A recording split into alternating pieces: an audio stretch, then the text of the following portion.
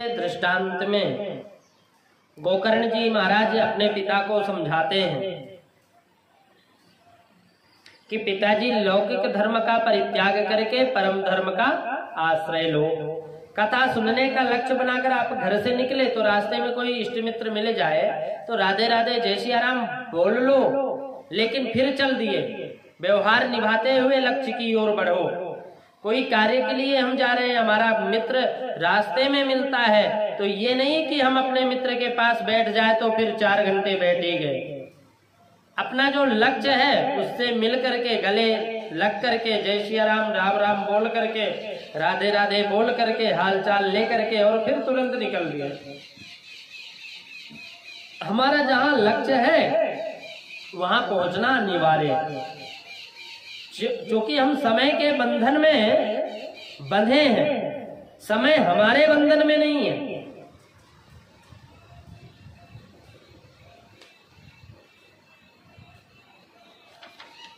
आए थे हरि भजन को और औटन लगे कपास। लक्ष्य क्या लेकर के आए थे? और यह मानव तन परम तत्व को पाने के लिए था, लेकिन जिसे पाने के बाद फिर कुछ पाना शेष नहीं रह जाता। रही बात व्यवहार की, तो जीवन चलाने के लिए थोड़ी जीविका का भी आश्रय ले लिया। अब कुछ व्यापार भी कर लिया आदि विवाह करके गृहस्थ जीवन बसाया और फिर उसका दायित्व निभाना चाहिए, परंतु जीविका जीवन के लिए, जीवन जीविका के लिए नहीं है।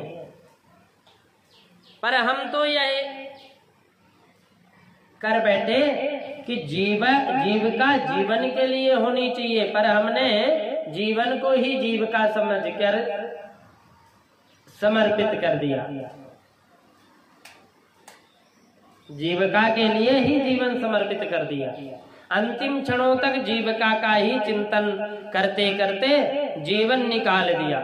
भोजन देह यात्रा के लिए है और आवश्यक है, पर देह यात्रा भोजन के लिए आवश्यक नहीं है। यह शरीर भोजन के लिए आवश्यक है।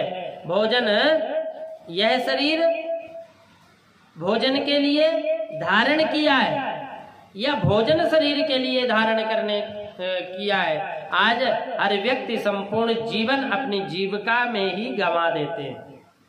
अरे जीवन का स्वरूप और लक्ष्य को ही भूल जाता है। जगत गुरु भगवान शंकराचार्य कहते हैं कि जन्मना उसका सार्थक है जिसका फिर कभी दोबारा जन्म ना हो, और उसी प्रकार मरना भी उसी का सार्थक है जिसका फिर दोबारा कभी मरना ना हो। उसी का जन्म मरण सार्थक है जो भगवत प्राप्ति के लिए जन्म मरण, भगवत प्राप्ति के बाद जन्म मरण छूट जाता है। परम लक्ष्य है, परंतु जिन माता पिता ने जन्म दिया है उनकी सेवा करो। मातृ देवो भव पितृ देवो भव, यह भी आवश्यक है। यह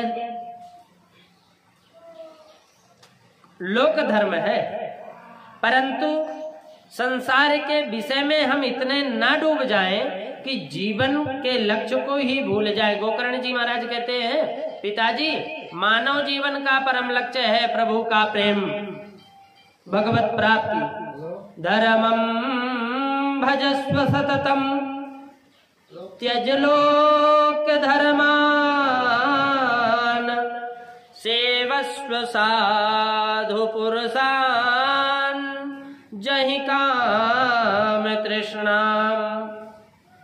गोकर्ण जी कहते हैं, पिताजी साधु पुरुषों की संगत करो, और संसारियों का संग करोगे तो संसार की कामनाएं होंगी। संसारियों की संगति से संसार चित्त पर चढ़ता है, और भगवत प्रेम से रंगे हुए भगवत रसिकों से यदि हम प्रेम करते हैं, संगति करते हैं, तो भगवत प्रेम आपके भीतर भी जागृत होने लगेगा। देखो, नेताओं के साथ में रहने वाला कई दिनों बाद वो नेतागिरी करना प्रारंभ कर देता है, अपने आप आ जाती है धीरे धीरे। पहलवानों के संग उठना बैठना प्रारंभ करो, पहलवानी आ जाएगी। अब जुआरियों के साथ उठना बैठना प्रारंभ करो, ताश पत्ते फेंकना भी आ जाएगा। ठीक उसी प्रकार भगवत रसिकों का संग करोगे तो भगवत प्रेम अपने आप अपने जीवन में आता चला जाएगा। जैसी संगति वैसे रंगति। तो संतों का परम धन भगवान नाम है। इसलिए संतों का संग करो। गोकर्ण जी महाराज कहते हैं, पिताजी भगवान की मधुर रसमयी कथा सुनो। जिसकी चर्चा ज्यादा से ज्यादा सुनते हैं चित्त उधर ही खींचता चला जाता। अच्छा, गोविंद के चरित्रों की के तो चरित्र ही खींचने वाले हैं। कृष्ण शब्द का अर्थ होता है करसतीत कृष्णा। जो मन को अपनी ओर खींचे वही तो, उसी का नाम तो कृष्ण है। इसलिए भगवत मधुर कथा सुनो, भगवत चर्चा ज्यादा से ज्यादा सुनो। ऐसा करने से आपका चित्त अपने आप ही भगवत रसिक हो जाएगा। गोकर्ण जी का एक एक शब्द आत्मदेव जी के बुद्धि में बैठ गया। बेटे का एक एक शब्द पिता के बुद्धि में बैठ गया। एवं सुतोक्ति वशतोऽपि गृहं विहाय यातो वनम स्थिर मतिर गति 60 वर्षः। 60 वर्ष में युक्तो हरेरनुदिनं परिचर्ययासौ श्री कृष्ण मापनियतम दशमस्य पाठात्। 60 वर्ष की अवस्था में गति 60 वर्ष है।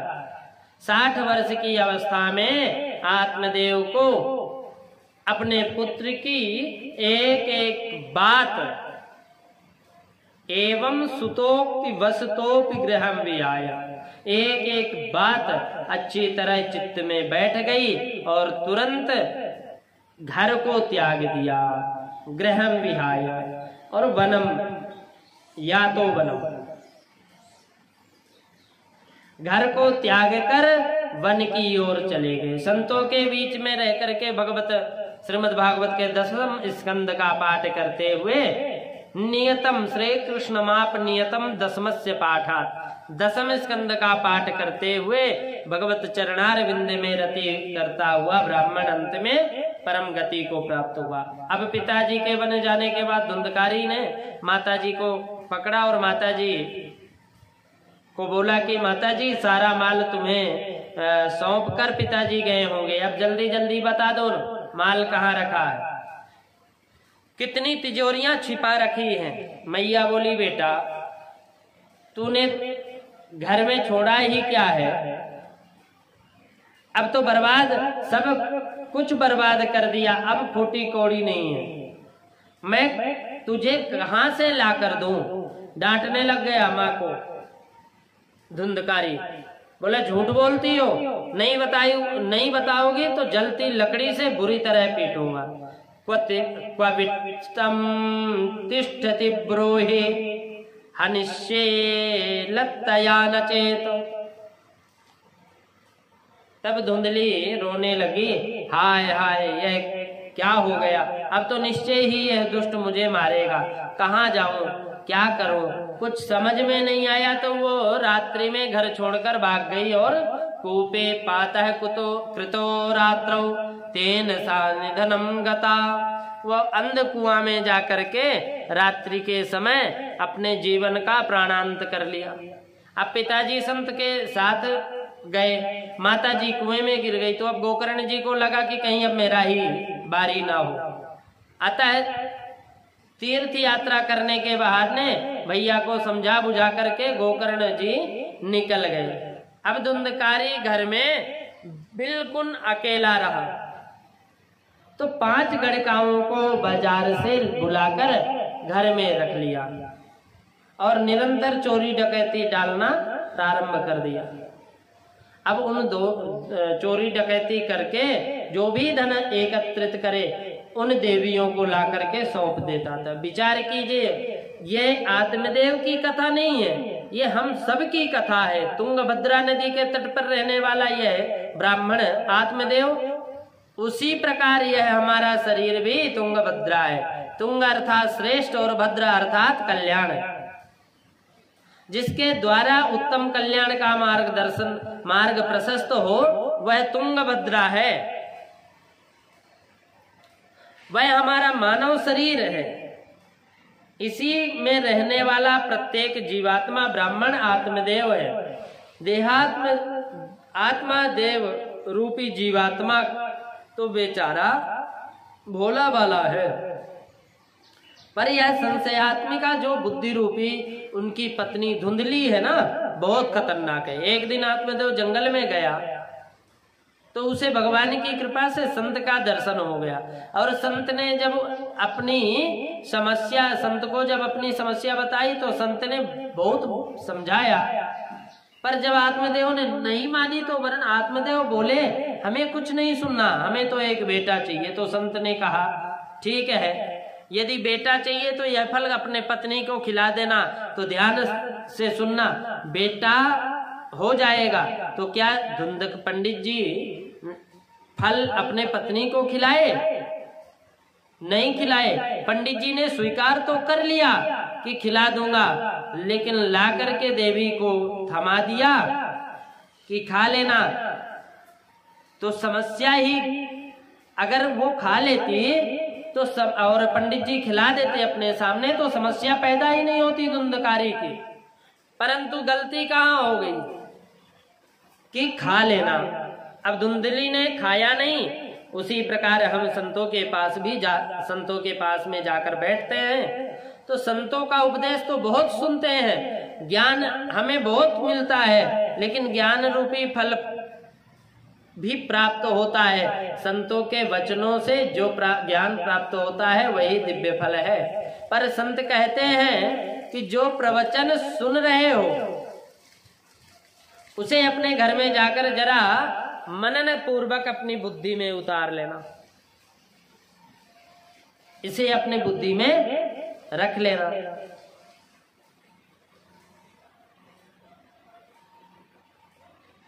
जीवन का कल्याण हो जाएगा। पर हम लोग कथा तो बड़े ध्यान से सुनते हैं और सिर हिला हिला करके सुनते हैं। महाराज जी बहुत बढ़िया कर रहे हैं कथा, बहुत सही कही, परंतु बुद्धि स्वरूपा धुंधली हर उस बात का खंडन करती है जो सत्संग में अच्छी लगी ना, अपने कुतर्क के कैंची से काट देती है। और एवं कुतर्क योगेन तत्फलम नैव भक्षितम, जैसे धुंधली ने कुतर्क करके फल नहीं खाया, वैसे ही सत्संग में संतों से प्रसाद प्राप्त हुआ ज्ञान दिव्य फल अपने कुतर्क की कैंची से यह बुद्धि रूपी धुंधली काट देती और उस फल को नहीं खाती। परिणाम क्या होता है कि धुंधकारी घर में आ जाता है। सत्संग को जब तक हम व्यवहार में नहीं उतारेंगे, आत्मसात नहीं करेंगे, तब तक यह अज्ञान रूपी अंधकार धुंधकारी हमें सताता रहेगा। परंतु एक बात ध्यान देने की है, भले ही धुंधकारी ने फल नहीं खाया, धुंधली ने फल नहीं खाई, पर उसी फल के द्वारा गोकर्ण जी पैदा हुए, इसलिए आत्मदेव को रास्ता उसी ने दिखाया। पंडित जी जाओ, गुरु जी आगे। उसी प्रकार सत्संग में अच्छी अच्छी बातें सुनने को भले मिलती हैं, कुतर्क की बुद्धि हमें वह ज्ञान का फल खाने नहीं देती, परंतु सत्संग के सूत्र समय आने पर जीव का मार्गदर्शन अवश्य कराते हैं। और एक ना एक दिन ऐसा समय आता है कि हमें कभी विचार करना पड़ जाता है कि किम कर्तव्य विमूढ़ता। अब जीवन में कब आ जाए कोई भरोसा नहीं है। जब आ जाए कि अब क्या करें, अचानक क्या हो गया और कहीं से हमें इसका जवाब ना मिले, तो ऐसा क्षण कभी ना कभी जीवन में एक बार आता ही है। तो वही सत्संग का कोई ना कोई सूत्र उसे मार्ग दिखाने के लिए प्रकट हो जाते हैं। हाथ में टॉर्च है, बिजली का प्रकाश है, तो आवश्यकता नहीं समझ में आती, लेकिन जब बिजली चली जाए तो टॉर्च का आवश्यकता समझ में आती है। प्यास लगी नहीं, पानी बहुत सारा है तो लगता नहीं, आवश्यकता नहीं है, तो ऐसा लगता है कि क्यों है ये पानी का भार क्यों है। लेकिन जब प्यास लगी हो और कहीं पानी न मिले तो वही पानी का पात्र हमें भार नहीं, पानी का पात्र हमें अच्छा लगता है। और पानी जब हम जब पीते हैं तो उसका महत्व तो समझ में आता है कि रखने से क्या महत्व है। हम किसी को खो देते हैं, कोई हमारे पास रहता है, तब हम उसको नहीं समझ पाते, लेकिन जब हम खो देते हैं, हमसे कहीं दूर चला जाता है, तो हमें समझ में आती है कि वो कैसा व्यक्ति था। धुंधली अपने को संभाल नहीं पाई क्योंकि सत्संग विहीन थी, उसका जीवन सत्संग विहीन था, इसलिए कुएं में जाकर के मर गई। और आए दिन छोटी छोटी गलतियों पे लोग आत्महत्या कर बैठते हैं। जीवन का महत्व तो समझा नहीं, सत्संग कभी किया नहीं, सो अब थोड़ी सी समस्या आई तो समाधान जब नहीं मिला, सत्संग में कभी बैठे नहीं, समाधान एक ही निकलता, आत्महत्या। फिर भटकते रहो कई वर्षों तक। इसी प्रकार गोकर्ण जी महाराज तो अब तीर्थ यात्रा में निकल पड़े। धुंधकारी 5-5 गणिकाओं को ला करके घर में रख लिया। धुंधकारी बहुत दुनिया को लूटा और लूट करके गणिकाओं को धन सौंपा। एक दिन इतनी संपत्ति लाया कि गणिकाओं ने विचार किया कि बहन अब ये धन संपत्ति तो बहुत सारा हो गया अपने पास, और कहीं ना कहीं एक दिन अगर ये पकड़ में आएगा, राजा के सिपाही इसको पकड़ेंगे, ये पिटेगा तो हम लोगों का भी नाम लेगा, धन का धन भी जाएगा और कारावास में हवा भी खानी पड़ेगी। अब अपने पास पर्याप्त धन हो चुका है, इसलिए ठिकाने लगा दो इसे, तो जीवन भर आनंद करो। तो रात में ही धुंधकारी को नशे में पड़ा हुआ देखकर रस्सियों से बांध दिया, गले में फंदा डालकर जैसे ही पांचों मारने लगी तो धुंधकारी चिल्लाया। तुरंत एक गणिका गई और चूल्हे से एक आग के अंगारे भर लाई और धुंधकारी के मुंह में ठूस ठूस कर भर दिया। तप्तांगार समूहाश्च तन्मुखे ही विचिक्षुपो अग्निज्वालाति दुखेन व्याकुलो निधनम गतः। आग के अंगारों से विकल होकर के तड़प तड़प कर धुंधकारी मर गया और गणिकाओं ने उस शव को गाड़ दिया। धन का बंटवारा करके पांचों अपने अपने घर चली गईं। सनकादि कहते हैं, नारद जी, जो धन से प्रेम करने वाली स्त्रियां होती हैं, ऐसी देवियों पर कभी विश्वास नहीं करना चाहिए। सुधामयं वचो यासाम कामिनां रसवर्धनम हृदयं क्षुरधाराभम प्रियः कुनाम योषिताम। इधर गोकर्ण जी यात्रा करते करते एक दिन जब पता चला कि हमारे भैया परलोक सिधार गए, तो उन्होंने गया में जाकर के तर्पण आदि कर दिया, श्राद्ध पिंडदान तर्पण किया और लौट करके गोकर्ण जी घर आ गए। अब रास्ते में आते आते रात हो गई, तो चुपचाप घर में आकर के थोड़ी सी जगह को साफ किया और रात में काफी रात हो चुकी तो वो आराम करने लग गए।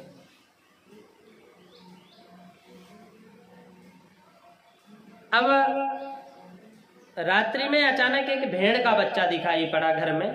उसे ध्यान से देखते ही रहे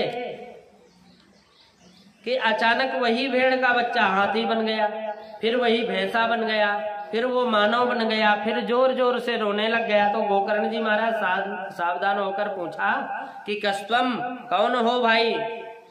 लेकिन वह जोर जोर से रोता रहा पर बोलता नहीं। संज्ञा मात्रम चकारम, केवल इशारा करता है, बोल नहीं पाता।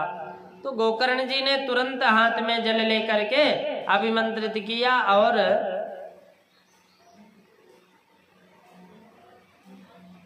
उसके मुख पर मारा। तुरंत वह प्रेतात्मा बोल पड़ा, बोला कि अहम भ्राता तुदीयो